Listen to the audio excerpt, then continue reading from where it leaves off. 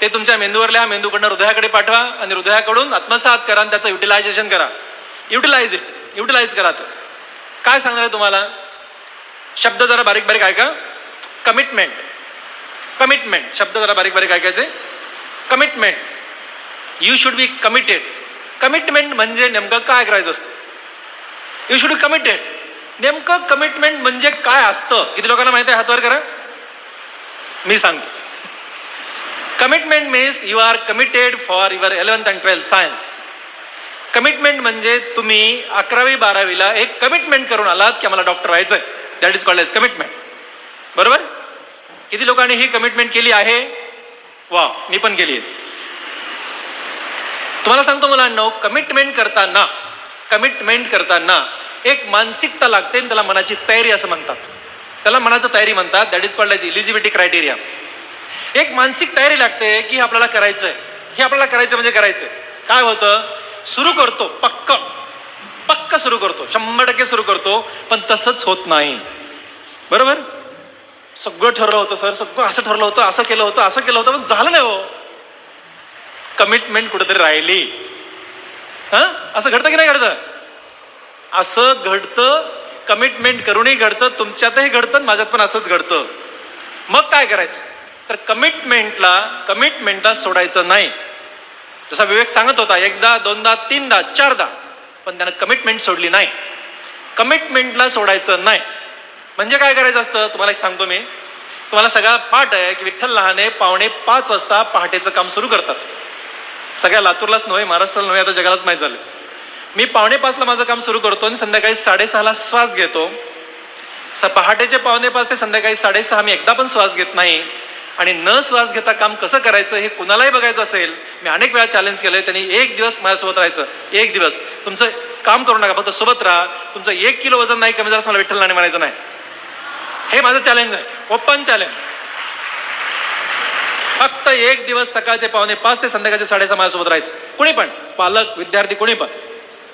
हे असं वेडासारखं काम करतोय मी, तरी सुद्धा कमिटमेंट इज कमिटमेंट. मी तुम्हाला ते सांगत होतो. What is commitment? Is commitment. रात्री 6:30ला घरी गेलो, कामं संपून. 10:30 वाजता एक पेशंट आला. त्याला बघायला आलो. विशेष अडचणीचा नव्हता. तुझी सर्जरी सकाळी करतो म्हणालो. झोपायला गेलो. 15 मिनिटात जाऊन झोपल्यास 15 सेकंदात झोप लागते. झोपून गेलो. रात्री 2 वाजता पुन्हा एक पेशंट आला. 2 वाजता पुन्हा एक पेशंट आला. आता तो पेशंट बघायला पुन्हा गेलो. खाली हॉस्पिटलमध्ये गेलो, वरती राहतो मी.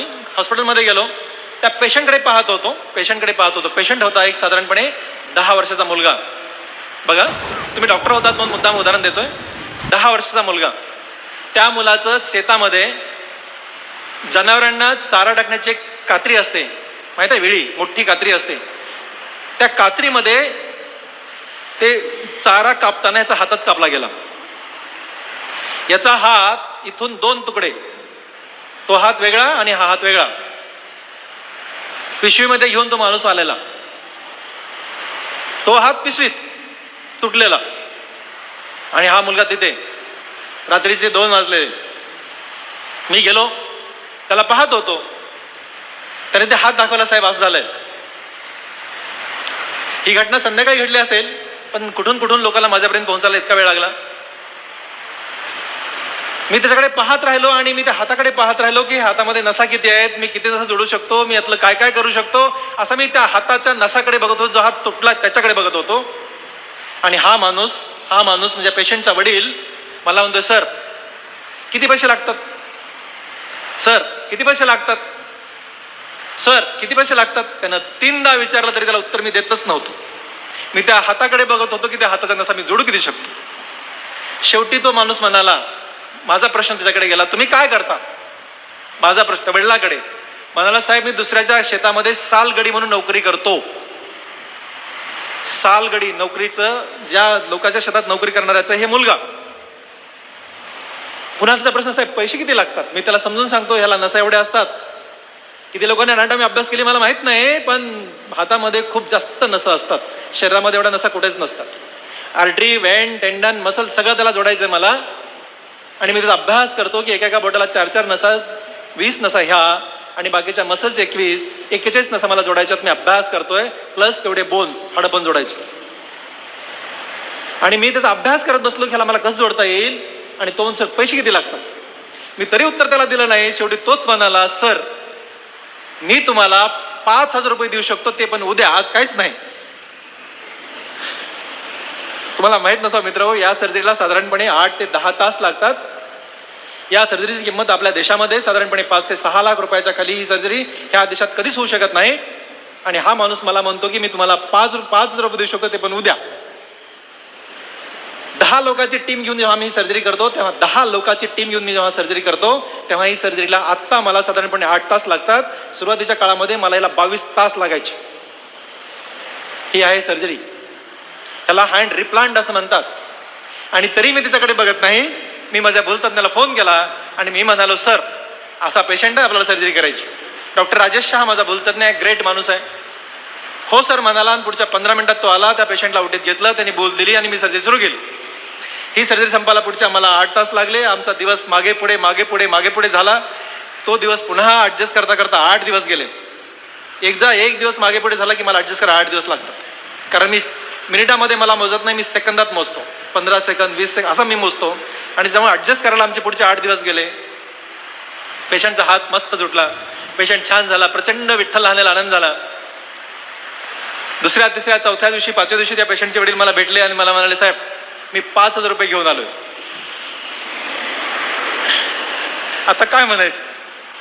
मी म्हणालो, राहू द्या, हे 5,000 रुपये राहू दे. नाही साहेब, मी हे तुम्हाला 5,000 रुपये देणार म्हणजे देणारच. मित्र, this is called as a commitment. This is called as commitment. याला कमिटमेंट म्हणतात. Okay.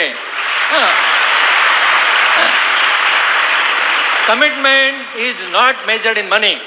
Commitment is not measured in money. Commitment is measured in success. म्हणून तुम्ही कमिटमेंट काय करताय. आज रात्री उशीर झाला, आज काल अभ्यास झाला नाही, थोडासा टाइमपास झाला, तो भरून काढायचा असतो. कारण you are committed. Your commitment. आज माझी झोप झाली नाही, दीज आर नॉट आन्सर्स. हे उत्तर नाही आहेत. आणि मी म्हणालो असतो की मी रात्री थकलोय, आता मी करू शकत नाही, तर या लेकराचा हात कोणी वाचू शकलं नसतं, कोणीच वाचू शकलं नसतं. पण I am a doctor, I am committed to my patient. You are a student, you are committed to your books and reading and study. हे ज्याला कळालं ती जगातली मोठी माणसं झाली. ज्याला कळालं नाही ते मला माहित नाही काय झाली, ते पण ज्याला कळालं ती पक्की मोठी माणसं झाली. आणि this is what is expected from you guys. म्हणून तुम्ही कमिटमेंट अशी घ्या. कशी घ्या की you are committed to study. मला हेच कळत नाही की मुलांनी अभ्यास नाही तर काय करायचं. म्हणजे मला कधी कधी प्रश्न पडला मी तुमच्याकडे असताना की शाळेत जायचं ना अभ्यास नाही तर काय करायचं, म्हणजे काय करायचं काय. म्हणजे मला पडलेला खूप मोठा प्रश्न होता. आणि म्हणून मी पुस्तकं पाठ करायचो. कारण अभ्यासाशिवाय मला काही करायचंच नसतं, म्हणजे काय नव्हतंच करायला. तुमच्याकडे काय करायला मला ते तरी सांगा एकदा, म्हणजे मला कळावं. म्हणजे मला हे कळत नाही की मुलांना अभ्यासापलीकडे करायचं काय असतं, कारण मला माहित नाहीये. म्हणजे काय असेल तर सांगा, पुढच्या भाषणात मी ते सांगतो हे करावं. आहे काही नाहीये. मग you are mean for the study. So commitment is your study.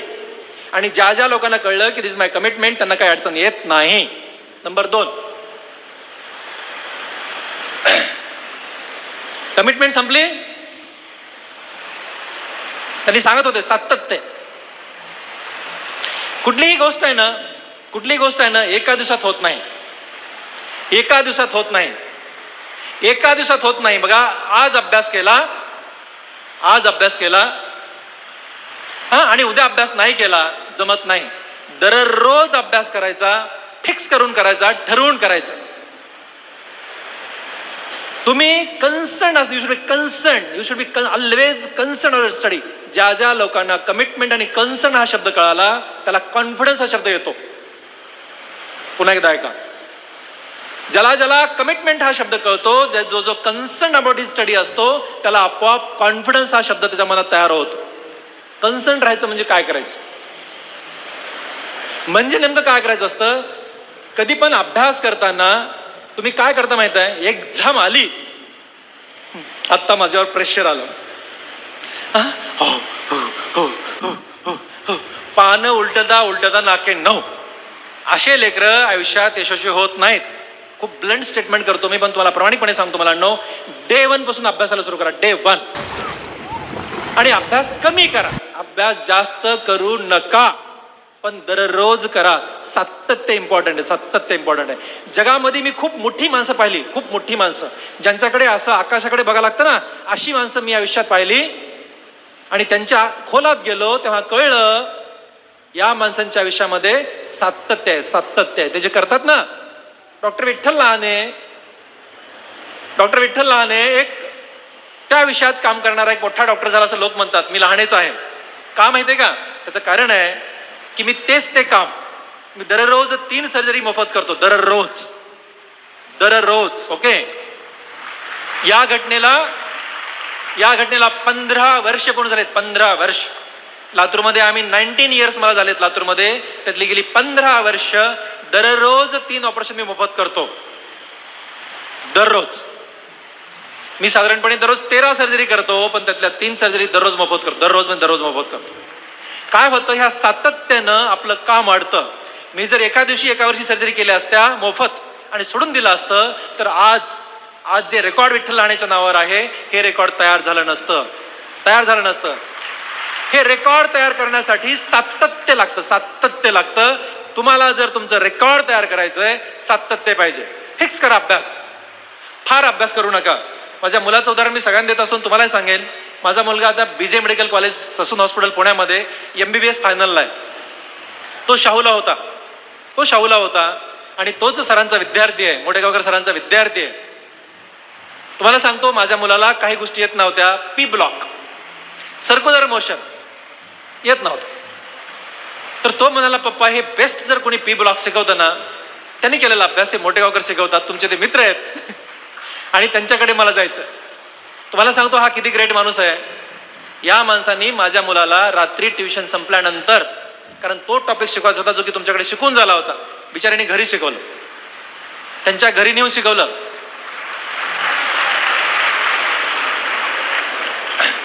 आणि मी प्रसादचं उदाहरण एवढ्यासाठी देत होतो की त्याची एक स्टडी करायची स्टाईल होती. शाहूला होता, सकाळचे 7 ते संध्याकाळी 7 कॉलेज हे सगळ्यांना तुम्हाला माहिती आहे. ट्युशन नव्हती, पण फक्त 45 मिनिट त्याला मिळायचे, जाणं येणं सगळं मिळून. आम्ही त्याला 10 वाजता रात्री झोपवायचो आणि पहाटे 5:45 उठवायचो. एवढं काम बाप आणि माय म्हणून आम्ही करायचो, बाकी आम्ही काही करायचो नाही. पण त्यांनी ना कंप्लीट 18 महिने मिळायचे, 11वी 12वी मिळून 18 महिने मिळतात तुम्हाला नीटसाठी. त्या 18 महिन्यामध्ये म्हणजे बोर्ड नंतर 2 महिने तुम्हाला सुट्टी मिळते. फक्त 45 मिनिटं अभ्यास करायचा, 45 मिनिटं दररोज. 45 मिनिट. पण 44 मिनिटं कधीच नाही केला. 45 म्हणजे 45. That is called as a commitment. सातत्य. तुम्हाला पुढे सांगतो, त्याचं जेव्हा म्हणजे तुमची एक्झाम संपली बोर्डची, PL प्रिपरेटरी लिव्ह मिळाल्या, तर तो ना ठरवून अभ्यास करायचा. 3 तासाचे ब्रेक घ्यायचा. 3 तासाचे ब्रेक, 3 तासांनी ब्रेक. तर समजा कधी कधी मला खूप घाई आहे आणि मी सोबत जेवण करायचो, तर तो म्हणाय, जर कधी 2 तास 50 मिनिटे झालीत आणि 10 मिनिटं राहिलीत आणि मी जर त्याला इशारा केला, डिस्टर्ब करत नव्हतो पण इशारा केला की आज जरा लवकर जेवून मला जायचं उपडीमध्ये, तो उठायचा नाही. हाईट म्हणजे एक दिवस फक्त 1 मिनिट राहिला होता. 1 मिनिट राहिला होता. 2 तास 59 मिनिटे झाली होती आणि मला खूपच घाई होती. मी त्याला थोडा इशारा केला की आपण प्रसाद आता जेवण करून घेऊ. त्याने माझ्याकडे पाहिलं पण नाही. तो 1 मिनिट जेव्हा पूर्ण झाला तेव्हाच बाप्पा उठला. This is called as a commitment boys. तुम्हाला मी सांगतोय मुलांनो, ह्याला कमिटमेंट असं म्हणतात. अभ्यास करायचा ना, तर there is no other distractions. एक पण जगामध्ये तुमचा डिस्ट्रॅक्शन नाही आला पाहिजे, एक पण. नंबर 2, सातत्यानं अभ्यास करताना विषयाची सांगड घालणं जमलं पाहिजे. म्हणजे काय? विषय सांगड घालायची म्हणजे नेमकं काय करायचं?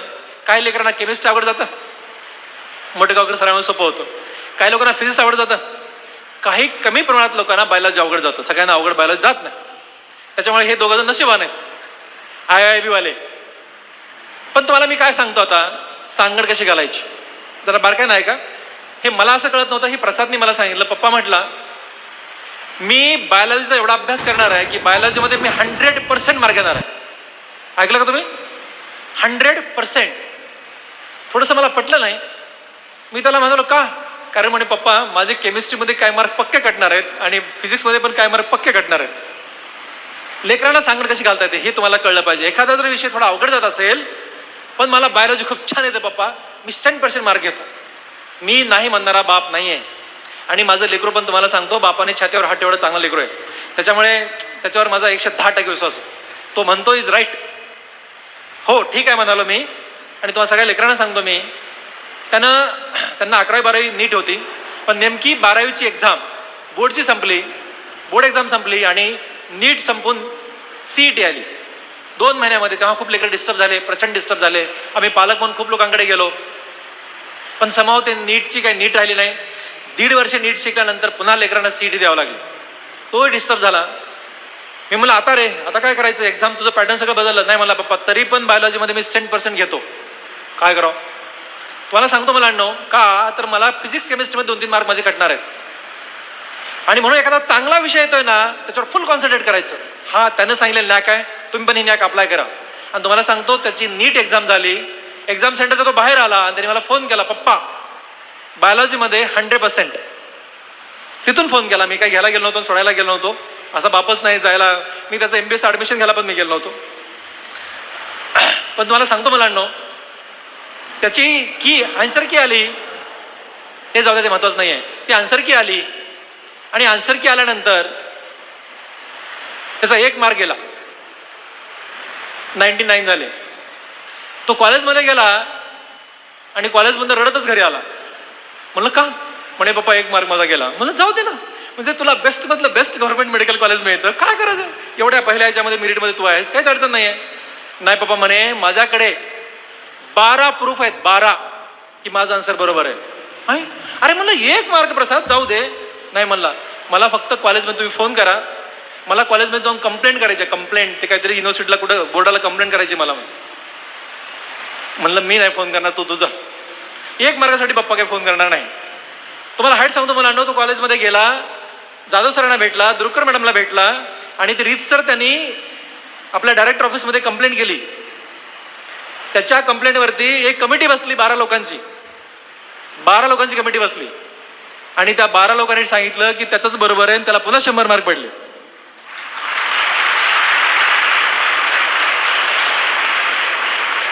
दिस is called as a confidence. This is called as confidence. म्हणून तुम्ही जर कमिटेड आहात, तुमच्यात सातत्य आहे, यू आर कन्सर्न, तर तुमच्यामध्ये कॉन्फिडन्स आपोआप येतो. पण हा कॉन्फिडन्स आणण्यासाठी काय करायला पाहिजे. आता बऱ्याच लोकांना बोलता बोलता जण काही जण म्हणाले की संगत अशी ठेवा की जी तुमच्यापासून डिस्ट्रॅक्ट तुम्हाला नाही केलं पाहिजे. काय होतं माहितीये का, हे सगळ्यांना होतं. तुम्हाला फक्त संगतच डिस्ट्रॅक्ट करते असं नाही, तुम्हाला बऱ्याच गोष्टी डिस्ट्रॅक्ट करतात, हे मला माहितीये, हे मला माहितीये. आणि मी डॉक्टर आहे, मला तर जास्त माहितीये. पण तुम्हाला सांगतो मुलांनो, कधी डिस्ट्रॅक्ट व्हावं आणि कधी डिस्ट्रॅक्ट होऊ नये हे ज्या ज्या लेकरांना कळालं, ते लेकरं काही वर्षांनी स्टेजवर बसतील. आणि ज्यांना कळालं नाही त्यांचं मला काहीच माहित नाही. मी काय सांगतो तुम्हाला की डिस्ट्रॅक्शन काय असतं. What is distraction. डिस्ट्रॅक्शन म्हणजे तुमच्या ध्येयापासून तुम्हाला दूर घेऊन जाणारी गोष्ट. तुमच्या ध्येयापासून तुम्हाला दूर घेऊन जाणाऱ्या गोष्टीला डिस्ट्रॅक्शन असं म्हणतात. तुम्ही अभ्यासाला बसलात की ते अभ्यास डोक्यात जातच नाही, दुसरंच कधी डोक्यात जातं, that is called as distraction. आणि हे डिस्ट्रॅक्शन होताना तुम्हाला कसं दाबून धरायचंय हे एक छोटं उदाहरण सांगतो मी. तुम्ही नेमकं काय व्हायला पाहिजे, डिस्ट्रॅक्शन तुमच्यामध्ये नाही आलं पाहिजे, तुम्ही डिस्ट्रॅक्शनला दूर नेलं पाहिजे, यासाठी तुम्ही काय करायला पाहिजे. छोटं उदाहरण सांगतो. एक छोटं गाव असतं, गाव, त्या गावामध्ये एक सरपंच असतो, बारकाय नाही का, आणि त्याच्या गावामध्ये कसा मलखांब, मोठा एक खांब तो लावतो, मोठा खांब, एक बांबू लावतो आणि तो सांगतो सगळ्यांना की या बांबूवर जो चढेल टोकापर्यंत त्याला मी 2000 रुपयाचं बक्षीस देणार, 2000 रुपयात बक्षीस देणार.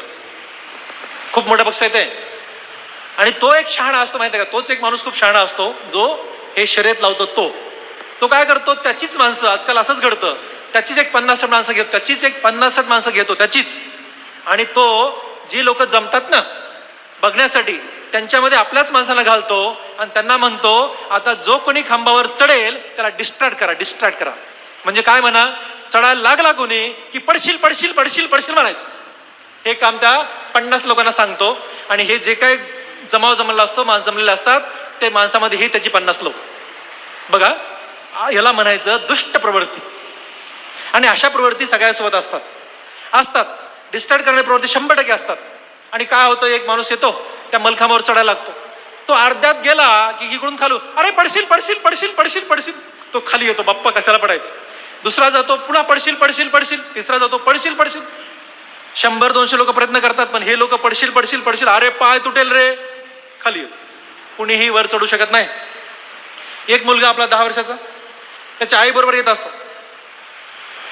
त्याच्या आईबरोबर येतो, असा गरीब आई असते, त्याच्याबरोबर येतो. त्याच्या आईच्या डोक्यावरती एक टोपलं असतं.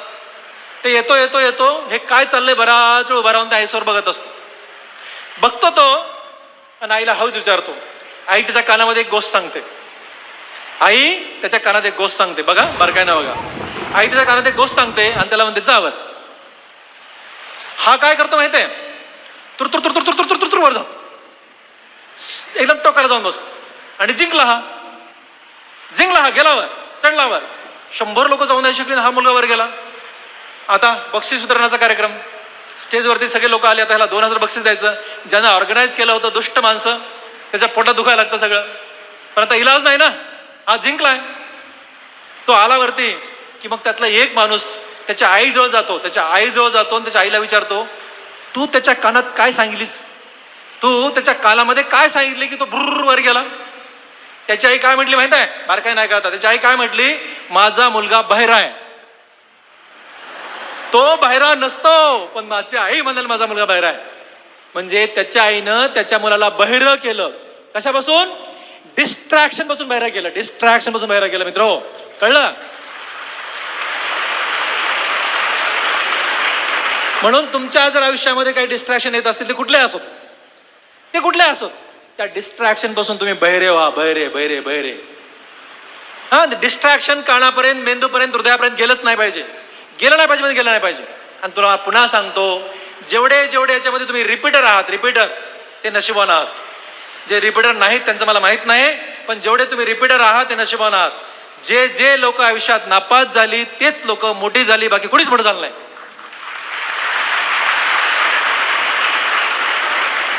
जर कोणी तुमच्यातलं रिपीट करत असेल, कुणी रिपीट, मला माहित नाही तुम्ही रिपीट करता न करता, पण कुणी जर रिपीट करत असेल तर तुम्ही असं छातीवर मारून घ्या. तुमच्या बापा मायला पण सांगतो, तुम्ही पण छातीवर मारून घ्या की तुमची ही लेकरं जगातली सगळ्यात टॉप लेकरं होणार.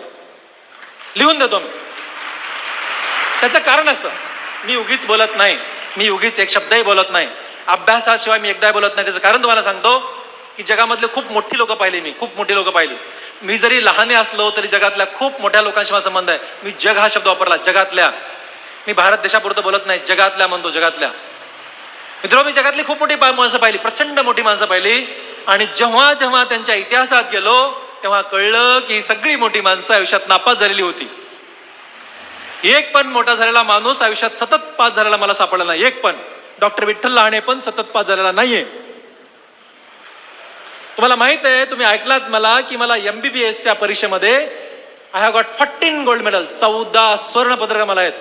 14 गोल्ड मेडल असलेला एकही डॉक्टर तुम्हाला दिसणार नाही, एकही. आणि ह्या लेकरांना माझं चॅलेंज आहे की हे रेकॉर्ड कोणीतरी तोडा. पण तुम्हाला सांगतो, ज्या माणसाला MBBSच्या परीक्षेमध्ये 14 गोल्ड मेडल मिळाले, हाच माणूस MCH प्लास्टिक सर्जरी करताना नापास झाला. आणि म्हणून मी आज मोठा झालो, नाही तर मोठा होऊ शकलो. म्हणून जेवढी माणसं नापास होतात ती मोठी होतात, रिपीट करतात ती मोठी होतात, बाकी कोणीच मोठा होत नाही. फ्रेश पोरांनी काय करायचं, तर फ्रेश पोरांनी पुन्हा एकदा नापास व्हायचं. तुम्हाला सांगतो मित्र, बऱ्याच वेळा तुमची अडचण अशी होते. आता शेवटची अडचण सांगतो. तुमची अडचण काय होते, तुम्ही सगळेच लोक 11th आवर प्रिपरेशन, हे माहित आहे, 11th आवर प्रिपरेशनला लक्ष देतात. काय माहितीये का, आजकाल लोकांना सहज आणि सोप्या होणाऱ्या गोष्टी फार आवडतात.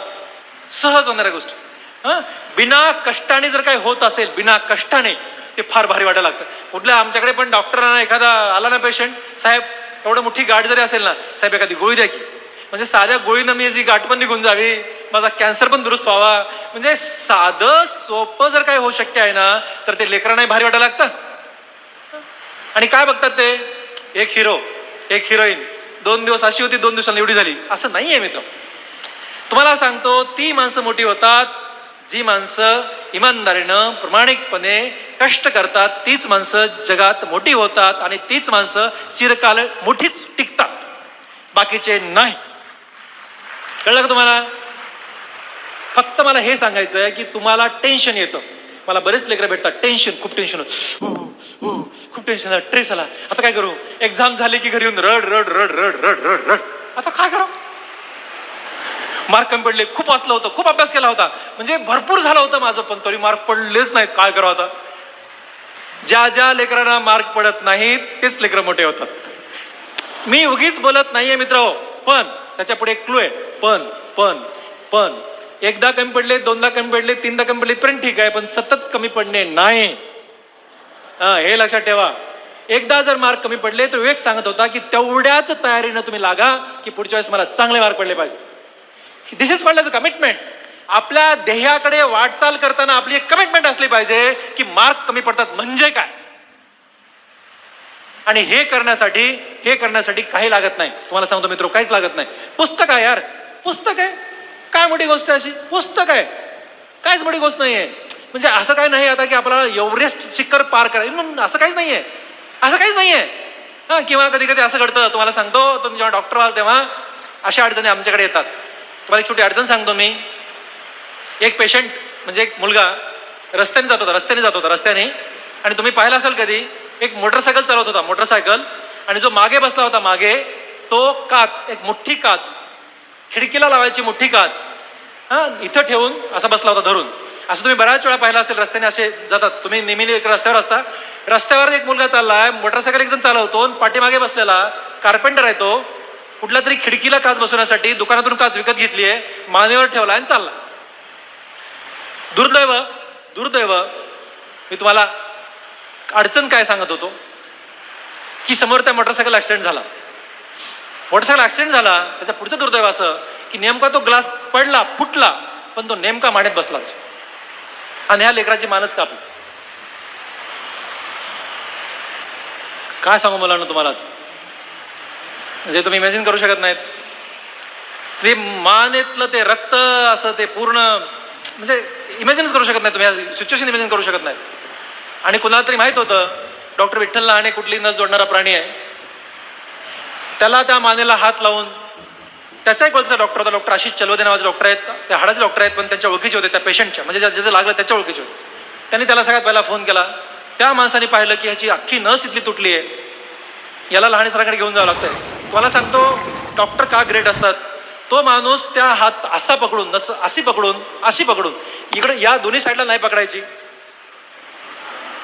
दोन्ही साईडला मुद्दाम पकडायची नाही, कारण दोन्ही साईडला पकडलं तर सफोकेशन होतं आणि मेंदू पुन्हा काम करत नाही. म्हणून एका साईडला, हे डॉक्टरांना माहित असतं, हे पकडली त्यांनी नस, आणि पिक्चर कसा असतो, पिक्चर थरार, असा सगळा थरार, युद्ध, हे युद्धाचं पिक्चर तयार झालं. आणि सरळ हे लोक माझ्या ऑपरेशन थिएटरमध्ये, त्याला घेऊन ऑपरेशन थिएटरमध्ये मला पुढे फोन केला, आणि ह्या डॉक्टर चलवदेचा हात तसाच मानेला पकडलेला. मी ऑपरेशन थिएटरमध्ये भूलताना सगळी तयारी, मी चेंज होऊन गेलो आणि डॉक्टर चलवदेने हात सोडला. सर मी आता हात सोडतोय, पुढे तुम्ही घ्या. हात सोडला आणि ह्याचा अख्खं रक्त छताला. इथं सगळ्यात मेजर रक्तवाहिनी इथं असते, तिला कॅरोटिड आर्टरी असं म्हणतात. आमचं धक्कन झालं. 10 रक्ताच्या बॉटल्या आणल्या होत्या आम्ही, खटाखट दिल्या, पुन्हा 10 आणल्या, पुन्हा खटाखट दिल्या. त्याचा पल्स लागना, नाडी लागना, काहीच होईल. बाहेर आलो, नातेवाईकांना सांगितलं की मी प्रयत्न करतोय, पण मला वाटत नाही तो वाचेल. लोकांचा ना माझ्यावर काय माहित नाही असा विश्वास आहे. कधी कधी मी चिमटा घेऊन बघतो, मीच आहे का?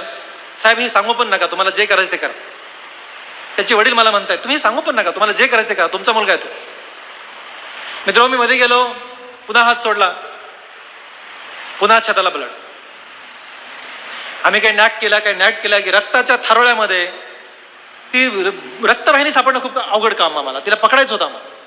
मी अंदाजेच आशिष थोडा हात वर कर म्हणत मध्ये गेलो आणि एक क्लॅम्प असतो, तो क्लॅम्प लावला की रक्त थांबलं. अंदाजेच लावला होता पण रक्त थांबलं. पण तुम्हाला पुढची गोष्ट सांगतो, रक्त थांबलं इथपर्यंत ठीक आहे, पण जेव्हा आशिषने हात काढला तेव्हा आशिषचा हात असं पण होत नव्हता आणि असं पण होत नव्हता. 45 मिनिट ह्या पोराचा हात, ह्या डॉक्टरचा हात तिथे पकडला होता. त्याला हात सरळ करायला 2 दिवस लागले. 2 दिवस असाच हात पकडलेला, त्याच्या सगळ्यांना अशाच बसला आकडून. 2 दिवस तो घरी होता, भोपडीत पण जाऊ शकला नाही. त्यानं हात काढला त्याचा आणि मी माझा हात सुरू केला. एक एक टाका, एक एक टाका, एक एक टाका, एक एक टाका करत, कारण टाका टाकायला त्याला सोडलं रक्तभर. ही सगळी कसरत चालली, दिवस रात्र सुरू आहे. 8 तास झाले, 9 तास झाले, 10 तास झाले, 12 तास झाले, 18 तास झाले, 24 तास झाले, 26 तास झाले. आणि 26 तासानंतर ती नस जुळली. तिथंच पाणी पिलं आम्ही सगळ्यांनी त्या 26 तासामध्ये. तेच ह्याला म्हणायचं एव्हरेस्ट, ह्याला म्हणायचं एव्हरेस्ट, ह्याला म्हणायचं अडचणी. आणि ह्या अडचणी तुम्हाला सांगतो मित्र, ती नस जुळली, हा मुलगा चांगला झाला आणि त्याला 6व्या दिवशी मी घरी पाठवू शकलो.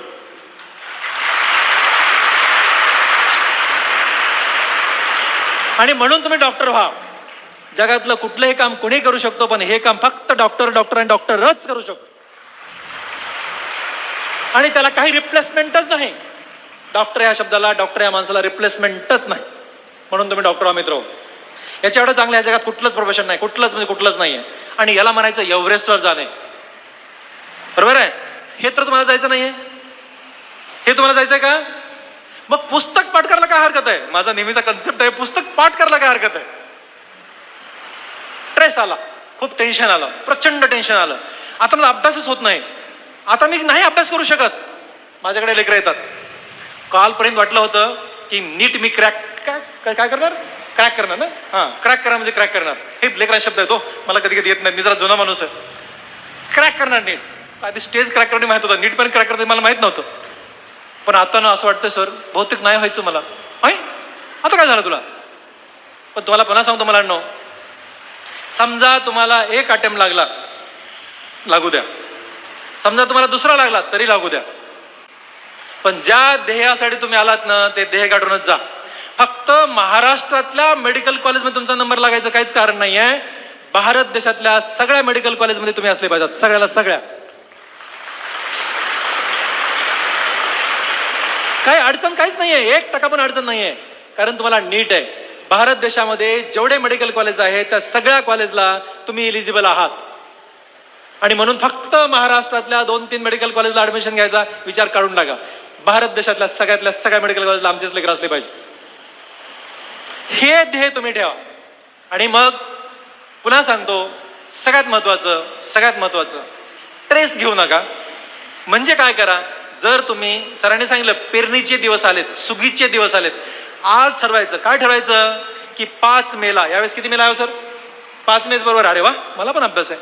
5 मेला तुमची नीटची एक्झाम आहे.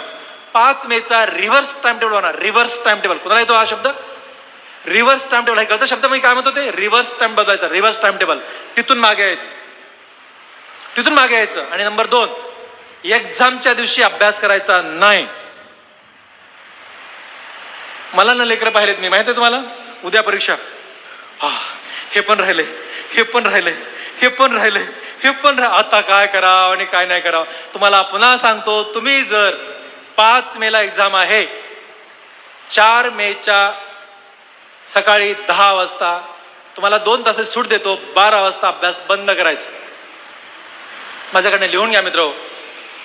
आणि प्रसादचं मी तुम्हाला माझ्या मुलाचं नाव सांगितलं, त्याची पण परीक्षा 5 मेला होती. तो 4 मेला दुपारी 12 वाजता मला म्हटला, पप्पा माझा अभ्यास झाला. अभ्यास कधीच होत नसतो, हे तुम्हालाही माहित आहे, मलाही माहित आहे, सगळ्यांनाच माहित आहे. कधीच होत नसतो. बोलटेगावकर सर आजही अभ्यास करतायत, विठ्ठल लहाने आजही अभ्यास करतो. अभ्यास कधी संपत नसतो, पण तो डिक्लेअर करता आला पाहिजे. आणि डिक्लेअर करताना तुम्ही कॉन्फिडंट असले पाहिजे. कॉन्फिडंट असल्याशिवाय डिक्लेअर करू शकत नाही. डिक्लेअर करा आणि दुपारी 12 नंतर दुसऱ्या दिवशी सकाळी 10 पर्यंत काहीही वाचू नका. ऐका माझं. पण तिथं जाण्यासाठी असा मार्गक्रमण करा की दररोज एक शिस्त असली पाहिजे, डिसिप्लिन असली पाहिजे. मी म्हणालो की 4:45 उठतो. मित्र, तुम्ही 4:44 मला फोन करा. किती? 4:44 मी जागा असेल, जागा नाही, मी राऊंड घेत असेल, राऊंड. मी 4:44 माझा राऊंड सुरू करतो. 4:44 4:46 एकदा पण नाही झाले, एकदा पण 21 इयर्स मध्ये. Commitment is commitment. वेळ दिला, फिनिश. हे